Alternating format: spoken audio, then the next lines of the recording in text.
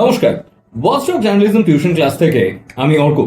তো এখন থেকে ইচ্ছে আছে মাঝে মাঝেই এরকম একটা টকিং কনভারসেশন একটা শুরু করব।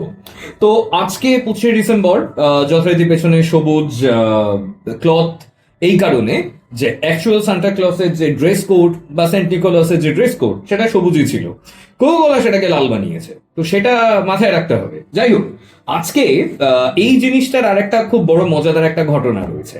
আজকে যে বিষয়টাকে নিয়ে আলাপ আলোচনায় বসবো সেটা অ্যাকচুয়ালি হচ্ছে আন্তর্জাতিক গণজ্ঞাপন বা ইন্টারন্যাশনাল কমিউনিকেশন।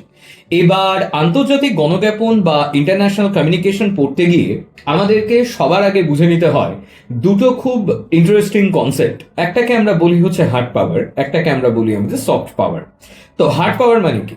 যেমন এই যে এখন বাংলাদেশ 7 সিস্টার নিয়ে নেবে, কত কিছু করে নেবে। ভারতের নাকি দুটো রাজধানী, আমরা তো জানতাম না, ওরা বললো বলে আমরা জানলাম একটু। তো এখন যদি আমরা যাই এবং আরেকটা অপারেশন সিঁদুর 2.0 যদি আমরা করে দিই, তাহলে পরে সেটা হবে হার্ড পাওয়ার। হার্ড পাওয়ার একটা বিষয়কে আঘাত করে বা একটা পার্টিকুলার কন্টেন্টকে আঘাত করে তৈরি করা হয়। সফট পাওয়ার তৈরি হয় ইনফ্লুয়েন্সিং এর মাধ্যমে। তো আমরা যদি আমাদের অল ওভার দ্য ওয়ার্ল্ড যে সিনারিওটা চলে, যে একটা পাওয়ার ডাইমেনশন, একটা পাওয়ার কনসেপশন, একটা পাওয়ার ইম্পেরিলিটি যে বিষয়টা চলে, সেটাকে নিয়ে আলোচনা করতে গেলে আমাদেরকে সবার আগে জানতে হবে হোয়াট ইজ হার্ড নিউজ এবং হোয়াট ইজ সফট নিউজ। হ্যাঁ, রাইট, ঠিকই শুনেছেন। আগে জানতে হবে হার্ড নিউজ কি, তারপরে জানতে হবে সফট নিউজ কি। হার্ড নিউজ হচ্ছে সেই সমস্ত ঘটনা যে ঘটনাগুলোর সোশ্যাল ইম্প্যাক্টটা অনেক বেশি, যার প্রভাবটা অনেক বেশি, মানুষ সেই ঘটনাটা সম্পর্কে বা সেই ঘটনাটার সাথে অনেক বেশি জড়িত, তার কাছে সেই পার্টিকুলার ইভেন্টটার প্রক্সিমিটি ভ্যালুটা অনেক বেশি ইম্পর্টেন্ট। ঠিক তার উল্টো দিকে হচ্ছে সফট নিউজ। সফট নিউজের না একটা আলাদা ফিলোসফি রয়েছে। সফট নিউজের ফিলোসফি হচ্ছে এইটা, একটা সফট নিউজ সেটা আপনার ব্যক্তিগতভাবে ইম্পর্টেন্ট আপনার কাছে হতে পারে, আবার আমার কাছে একটা সেপারেট নিউজ বা একটা separate information as a soft news হিসেবে আসতে পারে। এই জায়গা থেকেই প্রথম ইন্টারন্যাশনাল কমিউনিকেশনের যে ইতিহাস তৈরি হয়েছে বলে আমরা ঠাওর করতে পারি। বেসিক্যালি এই যে পার্টিকুলার সাবজেক্টটা, এই ইন্টারন্যাশনাল কমিউনিকেশনের কনসেপ্টটা অনেক টাইম ধরে ডেভেলপড হয়েছে, একটা সার্টেন টাইমের ওপরে নয়। তো আমরা ধরুন যখন পড়াই আমার ইনস্টিটিউশনে, তো আমি ওদেরকে বলি একদম গুটেনবার্গ থেকে শুরু করিস না, শুরু কর ডায়ট্রিনা ক্রিস্টিনা থেকে। হ্যাঁ, ডায়ট্রিনা ক্রিস্টিনা থেকে শুরু করতে বলি। কেন বলি? কারণ এইটাই প্রথম প্রিন্টেড নিউজ পেপার, মানে সরি, অ্যাজ আ প্রথম প্রিন্টেড ডকুমেন্টস হিসাবে আমরা তাকে দেখতে পাই। তো প্রথম প্রিন্টেড ডকুমেন্টস হিসাবে যখন ডায়ট্রিনা ক্রিস্টিনাকে দেখতে পাচ্ছি চায়নাতে, তার মানে আমরা এটা ধরে নিতে পারি যে প্রিন্টিং এর যে আধিপত্য বা তার যে একটা হায়ারার্কি, সেটা চায়না থেকে শুরু হয়েছে। তার পরবর্তীকালে যদি আমরা দেখি, আস্তে আস্তে গুটেনবার্গের ছাপাখানা এলো, মিশনারি প্রেসরা মনে করলো যে হ্যাঁ, এটা তো বেশ একটা জব্বর সুযোগ, চলো এই সুযোগে একটু ধর্মপ্রচার করে দেওয়া যাক। তো তারা গোটা বিশ্ব জুড়ে তাদের প্রেস কনভেনশন তারা ছড়াতে শুরু করলো। এবং তারপরে আস্তে আস্তে যদি আমরা দেখি, একটা সুডো ডিপ স্টেট কনসেপ্ট এখানে এলো, এবং যেটাকে আমরা বললাম যে এই যে অল ওভার দ্য গ্লোব যারা যারা আমাদের থেকে ইনফরমেশন পাবে, যদি ভালো করে দেখা যায় আমরাই কিন্তু সেগুলোকে ইনভেন্ট করেছি, আমাদেরই ইনভেনশন সেগুলো। টেলিভিশনের ইনভেনশন ইন্ডিয়াতে নয়, রেডিওর ইনভেনশন ইন্ডিয়াতে হলেও করে নিয়েছে মার্কনি অন্য জায়গাতে 1895 এর টাইম লাইনে বা 1890 টাইম লাইনে আমরা বলতে পারি।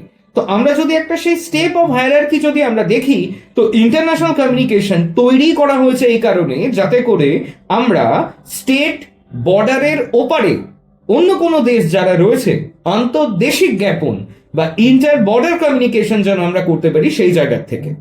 আজকে কেন ইউরোপ, কেন ইউরোপ এশিয়া নয়, আমাকে সবার আগে বুঝতে হবে এটা।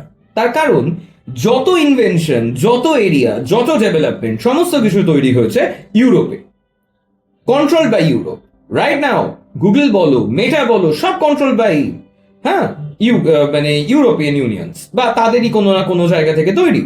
এইবার মজা হচ্ছে এখানে যে আমরা যখন ইন্টারন্যাশনাল কমিউনিকেশন পড়ি, আমরা অনেকেই রিয়েলাইজ করি না যে ইন্টারন্যাশনাল কমিউনিকেশনের ক্ষেত্রে এই হার্ড নিউজ আর সফট নিউজকে যারা কন্ট্রোল করে, তারাই হার্ড পাওয়ার এবং সফটওয়্যারকে প্রডিউস করে। অর্থাৎ আজকে তুমি যদি চায়নার যে এআই মডেল যেটা রয়েছে ডিপসিক বা কিমি এআই বা ধরো ওয়েভ, তুমি যদি ইউজ করো, ওইখানে জিজ্ঞাসা করবে যে অরুণাচল প্রদেশ কার, ওরা কিন্তু বলবে চায়না। তুমি যদি কোনোদিন একটু হিস্ট্রি অফ আলাস্কা যদি তুমি চ্যাট জিপিটিতে যদি সার্চ করো, তো ওরা সেটাকে অন্যরকম ভাবে দেবে। আমি রিসেন্ট একটা পেপার লিখেছি, একটা জায়গায় বেরোবে, সেখানে আমি এটা নিয়ে আরো ডিপলি ডিসকাস করেছি যে কিরকম ভাবে আর্টিফিশিয়াল ইন্টেলিজেন্স এই সফট পাওয়ারকে কন্ট্রোল করছে এখন। তো এআই তো ধরে নিলাম আমি, ধরো এই 2020 থেকে মানুষ ব্যবহার করছে, সায়েন্টিস্টরা বহু আগে থেকে করছে। আমরা যদি দেখি তো এআই অনেক নতুন, কিন্তু সেই জায়গা থেকে ইন্টারন্যাশনাল কমিউনিকেশনের যে ইতিহাস সেটা শুরু করতে গেলে আমি 5টা সালের কথা বলবো, এবং এই 5টা সালকে নিয়ে আজকে আমাদের মোটামুটি একটা ডিসকাশন হবে। এবং এই ডিসকাশনটা এরকম ভাবে মাথায় রাখবে যে ইন্টারন্যাশনাল কমিউনিকেশন সাবজেক্টটা যারা নতুন পড়ছো, যারা আন্তর্জাতিক গণজ্ঞাপন সম্পর্কে নতুন ভাবে জানতে চাইছো, তাদের কাছে এটা একটা খুব ইম্পর্টেন্ট একটা ডকুমেন্টস বা খুব ইম্পর্টেন্ট একটা ডিসকাশন হিসাবে থাকবে। আমি একেবারেই খুব একটা ডিটেলে যাব না, কিন্তু এতটা ডিটেলে যাব যতটা ডিটেলকে মেনটেন করতে পারলে তুমি তোমার নিজের বক্তব্য রাখতে পারবে। অলওয়েজ একটা জিনিস মাথায় রাখবে, পরীক্ষার সময় কোশ্চেন্স করলে শুধু কোশ্চেনের উত্তর দিতে হয় না, তোমাকে দিতে হবে যে ঠিক কি ধরনের কোশ্চেনে কি ধরনের উত্তর তুমি তাকে দিতে চাইছো, তোমার নিজের বক্তব্যটা কি।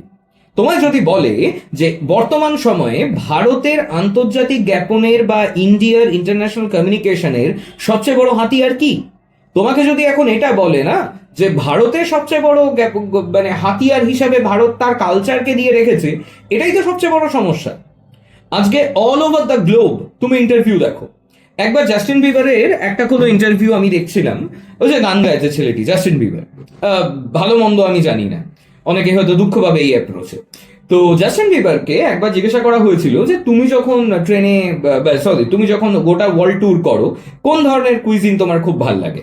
সে ভুলভাল উচ্চারণে সে করেছিল ইন্ডিয়ান টিক্কি। গোটা ইন্ডিয়া কি এই চিকেন টিক্কা মশলা খায়? খায় না তো, তাহলে পরে কিভাবে রিপ্রেজেন্ট হলো? আজকে যদি জিজ্ঞাসা করা হয় যে ভারতের কালচার কি, যারা সাউথ ইন্ডিয়ান রেস্টুরেন্টে বিদেশে লোকেরা যারা খায় তারা গোটা ভাবে যে ভারতের জিনিসটা তাই।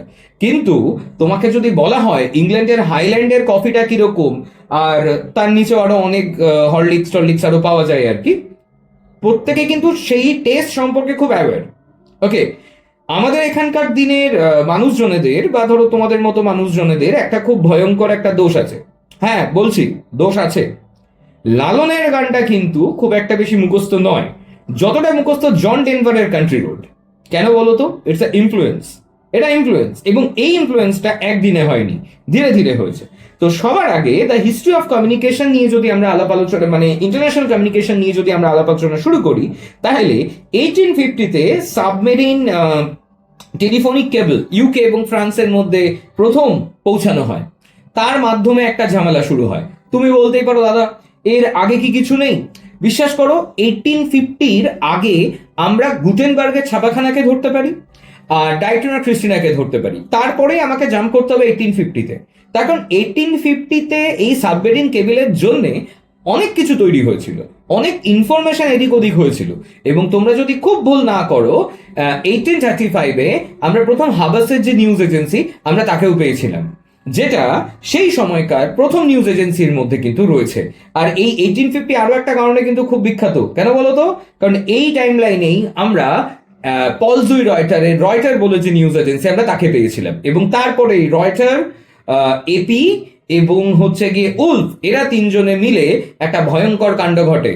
এরা তিনজনে অল ওভার দ্য ওয়ার্ল্ড ইনফরমেশনকে কন্ট্রোল করার তারা একটা চেষ্টা করে, যেই চেষ্টাটা মানে এতটাই ভয়ঙ্কর হয়ে উঠলো যে সাধারণ মানুষের সে যেখানে তোমার বদলে গেল। দেন আমরা চলে আসতে পারি 1901 এর টাইম লাইনে, যেখানে আমরা যে তোমরা এই যে আমরা যে তোমার বই না যে ট্রান্সমিক লং ওয়েভ কমিউনিকেশন, যেটা আমরা তোমার ইউরোপ অ্যান্ড আমেরিকার মধ্যে আমরা দেখতে পাই। ট্রান্সমিক বলতে কি তুমি ধরে নিতে পারো it's kind of a morse code, হ্যাঁ, not proper morse code but kind of. Okay, then আমরা 1962-তে শর্ট ওয়েভ কমার্শিয়াল কমিউনিকেশন অর্থাৎ রেডিওকে আমরা প্রথম দেখি হচ্ছে কি ইউকে এবং ইউরোপে। ভালো করে দেখো, সবগুলো কিন্তু ইউকে আর ইউরোপে আসছে বারবার। এবং তারপরে 1945-এ আমরা অ্যাজ আ মাইক্রোওয়েভ ট্রান্সমিশন দেখতে পেলাম যথারীতি ইউরোপ এবং আমেরিকার ক্ষেত্রে। 1945-এ আমরা জিও স্টেশনারি স্যাটেলাইট কনসেপ্ট এবং আমরা যাকে তোমার বললাম হচ্ছে গিয়ে লাইক আর্থার সি কর্নেলের যে অ্যাপ্রোচটা, সেই অ্যাপ্রোচটাকে দেখতে পেলাম। এবং 57-এ আমরা first man-made satellite Sputnik USSR এর থেকে আমরা গেলাম, কারণ ওটা কোল্ড ওয়ারের টাইম ছিল। দেন আমরা UK, USA, Australia, Japan, Italy এদের সবাইকে নিয়ে আমরা প্রথম ইনস্যাট 1 এবং তার পরবর্তীকালে যে স্যাটেলাইট কনসেপশন গুলো, সেই স্যাটেলাইট কনসেপশন গুলোকে টানি। এবং তার থেকেও বড় কথা, এখানে হয়তো অনেকগুলো সাল মিস গেল। আচ্ছা ঠিক আছে, চলো আমার সাথে একটা কাউন্টিং এ বসো, যেইগুলো আমাদের ইন্টারন্যাশনাল কমিউনিকেশনের কনসেপ্টকে আরো ব্রড আউট ওয়েতে ডিসকাশন করতে গেলে লাগবে। এবার প্রশ্ন হচ্ছে দাদা কেন লাগবে এই সালগুলো? দেখো, এই সালগুলোর বেশ অনেকগুলো গুরুত্ব রয়েছে। তার একটা প্রথম গুরুত্ব হচ্ছে এইটা যে how we communicate that kind of thing. আচ্ছা কে? আচ্ছা সুব্রত। ওকে ওকে সুব্রত, হ্যাঁ আমি বলে দিচ্ছি। আচ্ছা, সুব্রত জানতে চেয়েছে যে এই হার্ড পাওয়ার এবং সফট পাওয়ারের মধ্যে ডিফারেন্সটা কি। দেখো, হার্ড পাওয়ার বলতে কনসেপ্টটা যেটা আমরা তোমার বুঝি, হার্ড পাওয়ার তোমাকে ডিরেক্ট থ্রেটেন করানোর একটা চেষ্টা করা হয়। অন্যদিকে সফট পাওয়ার হচ্ছে কি তোমাকে ইনফ্লুয়েন্স করানো হয়, লাইক আ প্রপাগ্যান্ডা। ওকে, জার্মান প্রপাগ্যান্ডা আমরা নাম শুনেছি, হ্যাঁ, বিভিন্ন জায়গায় প্রপাগ্যান্ডা। রেডিও রোজি, হ্যাঁ, বলে একজন ছিল, হ্যাঁ, টোকিও রোজ মানে তোমার যে রেডিও রোজি টোকিও থেকে কন্ট্রোল করা হতো। আর যে হোহা বলে একজন ছিল, আমরা এদেরকে দেখেছি। যাই হোক, সো আমরা যদি একটা খুব বেসিক টাইমলাইন যদি আমরা টানি যে কিভাবে মানুষের মধ্যে ক্রস কালচারাল কমিউনিকেশনটা তৈরি হলো। আচ্ছা, এখানে আরো একটা বিষয়, ইন্টারন্যাশনাল কমিউনিকেশন পড়তে গেলে বা জানতে গেলে ক্রস কালচার কমিউনিকেশন সম্পর্কে আমাদেরকে জানতে হবে। তো what is cross culture communication? Cross culture communication বলতে ইউজুয়ালি আমরা যেটা বুঝি, দুটো ডিফারেন্ট কালচারকে যখন আমরা বোঝার চেষ্টা করি বা ধরো আমরা যখন তাদেরকে জানার চেষ্টা করি, সেই জায়গা থেকে তৈরি হয় তোমার ক্রস কালচার কমিউনিকেশন। এইবার ক্রস কালচার কমিউনিকেশনের মধ্যে পলিটিক্যাল অ্যাপ্রোচও থাকে। ক্রস কালচার কমিউনিকেশনের ক্ষেত্রে তোমার টেকনোলজিক্যাল ইউসেজ তোমার থাকে। লাইক আমি যদি বলি, লাইক এই মুহূর্তে দাঁড়িয়ে আমরা এআই এর যে ইউজ যেটা করছি বা ধরো ইন্টারনেটের যে ইউজ যেটা করছি, সেটা বড় ভয়ঙ্কর। গোটা ওয়ার্ল্ডে যখন প্রথম ইন্টারনেট এলো, তো আমরা দেখলাম কি আমাদের ইন্ডিয়াতে 1995-এ ঢুকেছে। ওকে, বাই দ্য ওয়ে, তার আগে হয়েছিল, সেটা ফর টেস্টিং পারপাসেস, সেটা আলাদা বিষয়। তো গোটা ওয়ার্ল্ড যখন প্রথম ইন্টারনেট পেলো, তাদের শেয়ার মার্কেট বুম করে গেল, তাদের কমিউনিকেশন এস্টাবলিশ আউট হলো, মেল এস্টাবলিশমেন্টিং হলো, গুগল তার মানে তার যে ব্রাউজিং সিস্টেমগুলো, সেগুলো সে 2006-7 টাইমলাইন থেকে এলো। তার প্রথম যে সার্চ ইঞ্জিন, হ্যাঁ, সেটা তৈরি করলো পেজরা। কিন্তু ভারত কি করলো? ভারত এমএমএস করে ফাটিয়ে দিল। এটা কি জানো? এটা হচ্ছে ক্রস কালচার কমিউনিকেশনের মিস ইউজ। প্রথমত তোমাকে বুঝতে হবে ভারত জায়গাটাকে, তোমাকে সবার আগে বুঝতে হবে, এবং তার উপরে বেস করে ভারতের ইন্টারন্যাশনাল কমিউনিকেশনকে তোমায় বুঝতে হবে। এটা একটা খুব ভয়ঙ্কর ঘটনা। তোমরা যদি ভারতীয় সংবিধান যদি পড়ো, তো ভারতীয় সংবিধানের যে আর্টিকেল 1 যেটা রয়েছে, India is a state of union বলে একটা কথা ওইখানে লেখা রয়েছে। কেন is a states of union? কারণ ভারত যদি এই মুহূর্তে ভেঙে যায়, হ্যাঁ, সে তো সাউথ ইন্ডিয়া নিজেকে ভাঙার জন্য আলাদা করে তৈরি করেই রয়েছে, আরো অনেকেই ভাঙতে চাইছে, কিন্তু এটা সম্ভব নয়। তার একটা মাত্র সবচেয়ে বড় কারণ হচ্ছে আমাদের ক্রস কালচার কমিউনিকেশনটা ভীষণ স্ট্রং। আর এই স্ট্রংনেসটা তৈরি হয়েছে এই ক্রস কমিউনিকেশনাল বাউন্ডারিগুলোকে মেনটেন করে। টেকনোলজিক্যাল ডেভেলপমেন্ট, টেকনোলজিক্যাল ইনভেস্টমেন্ট এবং তাদের যে অ্যাপ্রোচ অফ লিটারেসি, এই জায়গাগুলো অনেক বেশি ইম্পর্টেন্ট হয় একটা কমন ফাংশন, একটা কমন গ্রোথকে প্রমিনেন্টলি মেনটেন করার জন্য। মার্শাল ম্যাকলুহানের কথাটা ছিল না, মিডিয়াম ইজ দ্য মেসেজ। ইন্ডিয়ার ক্ষেত্রে কেসটা সম্পূর্ণ তাই। বারবার আমি টিভি পড়া থেকে এই কথাটা বলি যে ভারতে ই model is a very important model, entertainment এবং educational model. Okay, so entertainment এডুকেশনের থ্রু সাইট, হ্যাঁ, স্যাটেলাইট ইনস্ট্রাকশন টেলিভিশন এক্সপেরিমেন্ট আমাদের হয়েছিল 75-এ, একই সাথে ঝাগুয়া, এরা সবাই বড় বড় এক্সপেরিমেন্ট। যাই হোক, ব্যাক টু দ্য আলোচনা। তো আমরা যে টাইম লাইনটার কথা বলছিলাম, তুমি সবার আগে ধরে নিতে পারো হচ্ছে কি ডাইটেরিয়া ক্রিস্টিনা ফার্স্ট প্রিন্টেড বুক, চায়না, হাং ডাইনেস্টি সম্ভবত, আমি যদি খুব ভুল না হয়। তারপরে 14 এবং 15 সেঞ্চুরির মাঝামাঝি, অ্যাপ্রক্সটা আমার ঠিক মনে পড়ছে না, আই থিঙ্ক 1456 এর টাইম লাইনে আমরা তোমার পেয়ে গেলাম হচ্ছে গুটেনবার্গের ছাপাখানা। গুটেনবার্গের ছাপাখানা পাওয়ার সাথে সাথে যে তোমার খ্রিস্টান কমিউনিটি যারা ছিল তারা মনে করলো এটা তো একটা হাই চান্স, চলো এবার আমরা তাহলে একটু কাজকর্ম শুরু করি, আমরা তাহলে লোকজনেদেরকে মিশনারি প্রেসের পাওয়ারটা দেখাই। অলরেডি হেটেরোডক্স এবং প্রোটেস্ট্যান্ট আলাদা হচ্ছে, প্রত্যেকেই চাইলো তাদের মতো করে ইনফ্লুয়েন্স করতে, তখন তারা প্রেসকে বেছে নিল এবং সেই হিসাবেই কিন্তু আমাদের গোয়াতে প্রথম গোয়ানিজ প্রেসটা তৈরি হয় এবং সেই গোয়ানিজ প্রেসে সেখানে আমাদের কাগজপত্র ছাপা হয়। প্রথম সেই চিঠি তোমার ছাপার একটা, সরি ডায়ট্রিনা খ্রিস্টিনা, আমি ভুল বলেছি, ডায়ট্রিনা খ্রিস্টিনা ছাপা হয় হচ্ছে গিয়ে আমাদের এইদিকে, এবং আমাদের যে diamond Sutra is a first Chinese যে তোমার প্রিন্টেড কভার, যাই হোক এটা আমার ভুল হয়েছে বলতে গিয়ে। তো দ্য প্রসেস ইজ দ্যাট সেটা হলো। দেন আমরা যদি দেখি 1850-র কাছাকাছি আমরা মসকোট পেয়ে গেলাম, এই সাবমেরিন কেবলও আমরা পেয়ে যাচ্ছি, টেলিফোনও তার কাছাকাছি পেয়ে গেছি। 18th সেঞ্চুরির শেষের দিকটা ভয়ঙ্কর ভাবে ইম্পর্টেন্ট।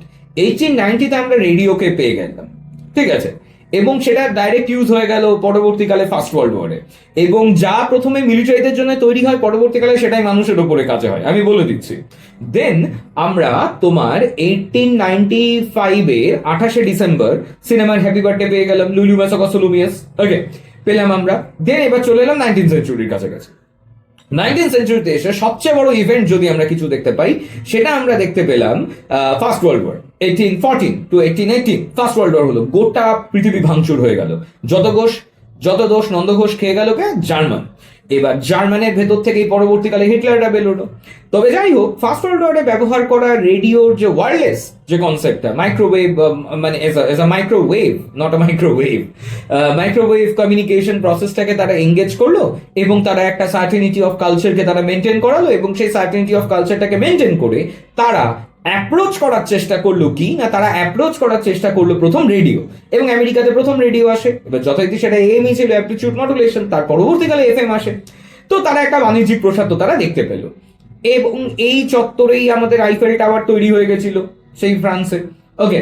তো সে একটা গল্প তো তোমার রয়েছে। দেন 1830-র কাছাকাছি, 40s-এর কাছাকাছি আমরা টেলিভিশনকে পেলাম, এবং টেলিভিশন পাওয়ার পরে আমরা দেখতে পেলাম যে all over the concept of influence টেলিভিশনের থ্রু, সোপ অপেরা এবং বাদ বাকি জিনিসপত্রগুলো ততদিনে সিনেমা তো ইন প্যারালাল চলছে। দেন সময় আসে হচ্ছে অ্যাজ আ 1946-এর, আমি মনে করি খুব ইম্পর্টেন্ট, কারণ happy birthday of United nation, বড় লোকদের চায়ের দোকান।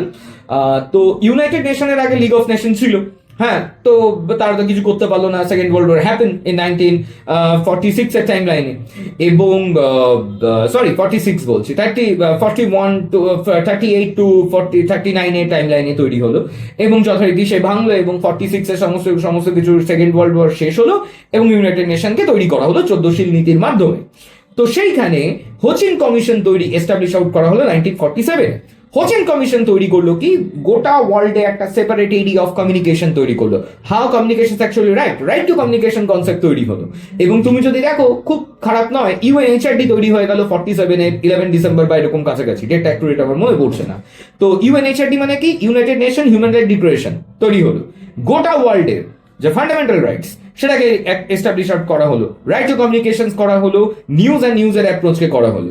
ততদিনে এই যে হিরোশিমা নাগাসাকিতে যে বোমটা ফেলে দিয়েছিল আমেরিকা 45-এ, এই নিয়ে দুই চত্বরের দুই দাদা, আমরা যদি দেখি গ্লোবাল নর্থ এবং গ্লোবাল সাউথের তো দুটো দাদার উপরে কন্ট্রোল, পূর্ব দিকে আমাদের রাশিয়া আর এইদিকে আমাদের আমেরিকা।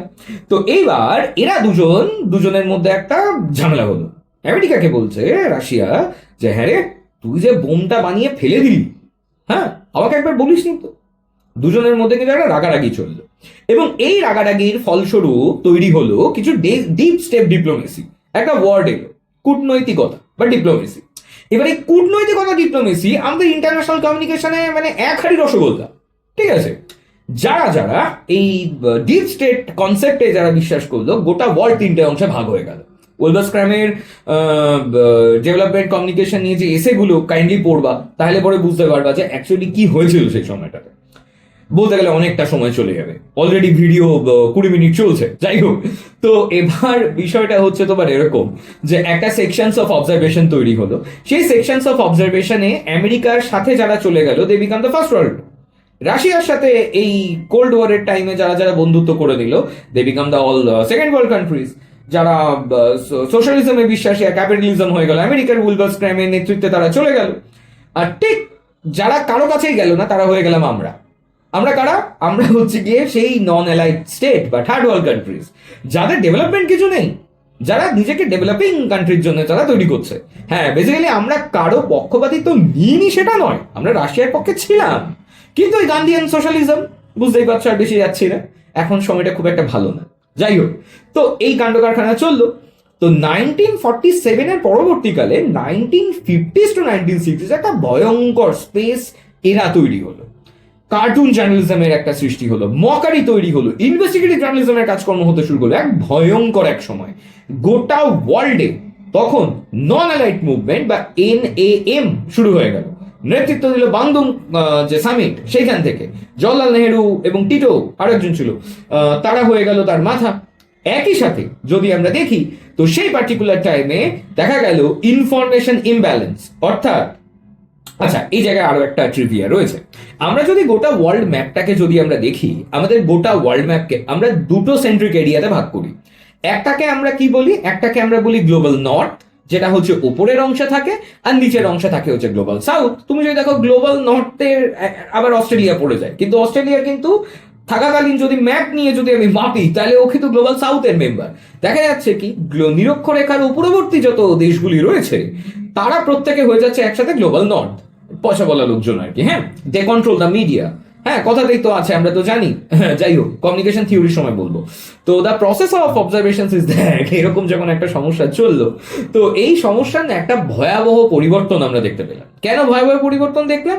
না, ভয়াবহ পরিবর্তন আমরা দেখতে পেলাম এই কারণে যে এই যে প্রসেসটা, হ্যাঁ, যারা নাকি ধরো গ্লোবাল সাউথ রয়েছে, নিচু দেশ, মানে যার ভেতরে ভারত রয়েছে, ওইদিকে তোমার চিলিরা রয়েছে, মানে আফ্রিকা রয়েছে, ল্যাটিন আমেরিকারা রয়েছে, আর উল্টো দিকে ওপরে সব বড় বড় বাগা বাগা ইউরোপিয়ান কান্ট্রিজরা রয়েছে, যাদের দেশে জনসংখ্যা কম, যাদের পড়াশোনার দিকে তারা খুব ভালো, আমাদের দেশে জনসংখ্যা বেশি বা এই রোলগুলো জীবনযাত্রা খুব একটা ভালো না।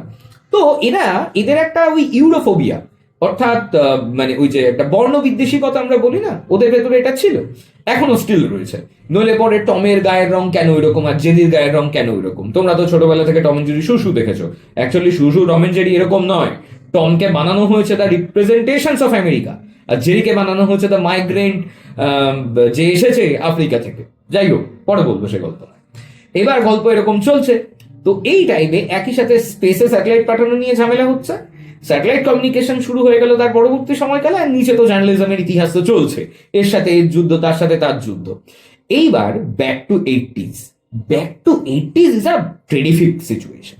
এপিনেট 1975 এর টাইম লাইনে প্রথম অর্পানেট, যখন নাকি রাশিয়া বলেছিল আমেরিকাকে বোম মেরে উড়িয়ে দেবে, সেই সময় তারা প্রথম ইন্টার কানেক্টিভ যে প্রোটোকল সিস্টেম যেটা তৈরি করে অ্যাজ অর্পানেট, সেটাকে তারা এস্টাবলিশ করে। এটা international communication one of the most crucial ইভেন্টগুলোর মধ্যে একটা বলতে পারো। দেন তার পরবর্তীকালে আমরা দেখতে পেলাম 1990 ইন্টারনেট লঞ্চ করে দিল আমেরিকা। এইবার দেখবে দাপা দাপে দাপ দাপ কিভাবে বেরোয়। এবং 1990-তে এটা তৈরি হলো। 1995 এর মধ্যে অল ওভার দ্য ওয়ার্ল্ড বলা হয়তো ভুল হবে, দ্য সার্টেন ডেভেলপিং কান্ট্রিজ গুলোর ক্ষেত্রে ইন্টারনেট প্রোভাইড করা শুরু হলো। এবং তারই মধ্যে 1995 এর মধ্যে গুগলের মতো কোম্পানিরা এস্টাবলিশ হয়ে গেল, যারা সার্চ ইঞ্জিন, মেল, এগুলো তারা ডমিনেট করতে শুরু করলো। দেখো সেই ইউরোপ কিন্তু। হ্যাঁ, আচ্ছা, দেন আমরা 2000 সালে দেখতে পেলাম 9/11, 2001-এ দেখতে পেলাম 9/11। লোকের মাথায় বাজ ভেঙে পড়লো। ততদিনে কিন্তু অনলাইন জার্নালিজম শুরু হয়ে গেছে, অলরেডি ভারত সম্পর্কে ভুলভাল কথাবার্তা চলে এসেছে, সিটিজেন জার্নালিজম শুরু হয়ে গেছে, কারণ ব্লগার অন হয়ে গেছে। তখন গোটা দুনিয়া ব্লগ করছে, ব্লগ করে রান্না করছে, আর ভারত তখন MMS আপলোড করছে ওপরে। যাই হোক, আলাদাই। তো এই সমস্ত কাণ্ড কারখানা চলেছে। ভারতে ততদিনে সাইট তৈরি হয়ে গেছে। 1992-তে ভারতে লিবারালাইজেশন তো এসছে, মানে বেসরকারিকরণ শুরু হয়ে গেছে, বিদেশি কোম্পানিগুলো দেশে ঢুকে গেছে, সোনি ঢুকে গেছে, স্টার ঢুকে গেছে, জি প্রথম অ্যাজ এ ইন্ডিয়ান চ্যানেল হিসেবে নিজেকে এস্টাবলিশ করানোর একটা চেষ্টা করছে। লোকেরা হিন্দি গান শুনছে, কেটি পেটি সম্পর্কে তখন মানুষের খুব একটা আইডিয়া নেই, তবে লোকজনেরা জন ডেনভার তো শুনছিল তখন বেশ ফাটিয়ে। রেডিও সিস্টেম অন হয়ে গেছে ইন্ডিয়াতে এবং অল ওভার দ্য ওয়ার্ল্ডে। এই সমস্ত কিছু চলছে। প্রসার ভারতী একটা তখনও খুব নড়বড়ে সেনগুপ্ত কমিটিকে রেকমেন্ড আউট করা হচ্ছে যে বাবা একটু সামলে দাও। হ্যাঁ, এই সমস্ত কিছু চলেছে। 2001-এ আমেরিকায় লাদেন দিয়ে দিল দুখানা প্লেন, হ্যাঁ, ওয়ার্ল্ড ট্রেড সেন্টারে। ওয়ার্ল্ড ট্রেড সেন্টারে দিয়ে দেওয়ার ফলে আমেরিকা সেই সময় জর্জ ডাব্লিউ বুশ, আমার মনে আছে আমি ক্লাস 1-এ পড়ি, সকালবেলা দেখে গেলাম ইটিভি বাংলাতে প্লেন ঢুকে যাচ্ছে, হ্যাঁ সেই দৃশ্য। যাই হোক, ঘটনাচক্র হলো। এবার এই ঘটনাচক্রের পরে আমেরিকায় একটা ওই ইসলামোফোবিয়া কনসেপ্ট বা মুসলিম বিদ্বেষী কনসেপ্ট তৈরি হলো। আল জাজিরা বলে একটি নিউজ চ্যানেল, তার আগমনের কথা ছিল আমেরিকাতে, তাকে আসার পরেও তাকে ব্যান করে দেওয়া হলো। বাই দ্য ওয়ে এইখানে আচ্ছা, বাই দ্য ওয়ে আমি একটা ছোট্ট জিনিস আমি তখন বলছিলাম যে কেন আমি ম্যাকব্রাইড কমিশন এবং এনডব্লিউআইসিও কে আমি ধরলাম না এখানে। এই কারণে ধরলাম না, কারণ হ্যাঁ এদের দুজন 1980s এর টাইম লাইনে এদের দুজনের ভয়ঙ্কর কন্ট্রিবিউশন আছে, কিন্তু সমস্যা হচ্ছে এটা, এদেরকে দিয়ে আলোচনা করতে গেলে 1.5 ঘন্টার কমে তো আমি শেষ করতে পারবো না। কারণ আমার কাছে একটা ডায়েরি আছে, যেই ডায়েরিটাতে আমি শুধুমাত্র যত অ্যানালাইসিস হয়েছে এনডব্লিউআইসিও নিয়ে, new world information communication order এবং আমাদের শন ম্যাকব্রাইড কমিশন নিয়ে এবং তার রেকমেন্ডেশন নিয়ে, আমার কাছে কম করে না হলেও আমি দেখিয়ে দিচ্ছি, দাঁড়াও। এই যে ডায়েরিটা, এই ডায়েরিটা বিকজ এখন সিইউদেরকে আইসি পড়াচ্ছি, তো আমার এখানে পুরো কনসেপশন পুরো লেখা আছে, মানে এনডব্লিউআইসিও নিয়ে, তার জন্য আমি একটা সেপারেট ভিডিও আমি দেবো, নো চাপ। হ্যাঁ, তো যেটা বলছিলাম, তো 2001 সালে যখন ইসলামোফোবিয়া খুব টপে চলে গেল ওই 9/11 হয়ে যাবার পরে, তো এবার সেই সময় না একটা খুব ইউনিক অ্যাপ্রোচ দেখা গেল। ইউএস এর যে পেন্টাগন, ওদের যে এখন যার নাম হয়েছে the defence of war department বা ওয়ার ডিপার্টমেন্ট, হ্যাঁ, তো ওরা একটু না স্টার্ট আপ গুলোকে ফান্ডিং করতে শুরু করলো এবং একটা অশিক্ষিত অভদ্র একটি কন্টেন্টকে তারা চোখে দিল, যার নাম ছিল হট অ্যান্ড নট গেম। হার্ভার্ডের কাছাকাছি কিছু জায়গাতে, হার্ভার্ড নয়, এমআইটির কোনো একজন স্টুডেন্ট যার নাম ছিল মিস্টার মার্ক জুকারবার্গ, সে ইউনিভার্সিটিতে থাকা দুটি মেয়েকে পাশাপাশি দাঁড় করালো ইন্টারনেট একটি সার্ভার প্রোটোকলে, কে হট এবং কে নট এই করছে, যেটা পরবর্তীকালে টার্ন হয় আমাদের দ্য সোশ্যাল নেটওয়ার্ক বলে একটা নামে, এবং তারপরে প্রথমে আসে দ্য ফেসবুক, তারপরে আসে নর্মাল ফেসবুক। আমরা ফেসবুকের হ্যাপি বার্থডে 4 ফেব্রুয়ারি আমরা 2004 আমরা ধরি, তো ফেসবুক এলো। তো ফেসবুককে আমরা অনেক রিসার্চে, আমি নিজেও এরকম বহু পেপারে আমি পড়েছি যে ফেসবুক আমেরিকার ডিপ স্টেট কনসেপ্ট। তুমি দেখো নেপালে যে ঘটনাটি ঘটলো ফেসবুকের থ্রু, বাংলাদেশে যে ঘটনাটি ঘটে চলেছে লিড বাই ফেসবুক, কিভাবে সম্ভব? ইভেন ভারতে 2014-তে পানামা পেপার যখন লিক হলো আমেরিকাতে, সেখানেও ফেসবুকের মেজর কন্ট্রিবিউশন আছে, আলাদাই গবেষণা। যাই হোক, তো দ্য প্রসেস অফ অবজারভেশন, 2004-এ ফেসবুক, 2006-এ টুইটার, 2010-এর কাছাকাছি আমরা মাল্টিমিডিয়া কনসেপ্টটাকে পেয়ে গেলাম আমরা বেশ ভালো করে, এবং 2006-এ ইউটিউবও আছে। তো এরা তো চলছে ডমিনেন্স বাই আমেরিকা, তো আমেরিকান কন্টেন্ট ঢুকলো। দেন এই সময় আমরা আরেকটা কনসেপ্ট পাই, যেই কনসেপ্টটাকে আমরা তোমার বলি হচ্ছে ইউজিসি, ইউজার জেনারেটেড কন্টেন্ট। আমি এখানে একটা বই আমি দেখাতে পারতাম, আমাদের বকুল ম্যামের একটা খুব সুন্দর একটা নিউ মিডিয়ার বই, পাতলা একটা ছোট্ট বই, কিন্তু খুব সুন্দর গবেষণা আছে। আমি পরে বইয়ের লিঙ্কটা আমি দিয়ে দেবো, তোমরা পড়ো। ইভেন আরো একজন সৈনী ম্যামের একটি বই রয়েছে এআই এর ওপরে, আমি রিসেন্ট বইটা পড়লাম, বেশ ভালো, আশুতোষ কলেজের ম্যাম। তো যাই হোক, যেটা আমি বলছিলাম, তো দ্য কনসেপ্ট অফ অবজারভেশন হচ্ছে এখানে যে আমরা যখন এইরকম একটা সিচুয়েশন পাচ্ছি, মাল্টিমিডিয়া চলে এলো, ইউজার জেনারেটেড কন্টেন্ট, লোকেরা কন্টেন্ট আপলোড করতে শুরু করছে, ব্লগার তৈরি হচ্ছে, সেই সময় হঠাৎ করে 2014-15 টাইম লাইনে আমরা একটা বুম, একটা ফেসবুক একটা কমিউনিটি তৈরি হতে শুরু হলো ফেসবুকের আর্লি ডেভেলপমেন্টে।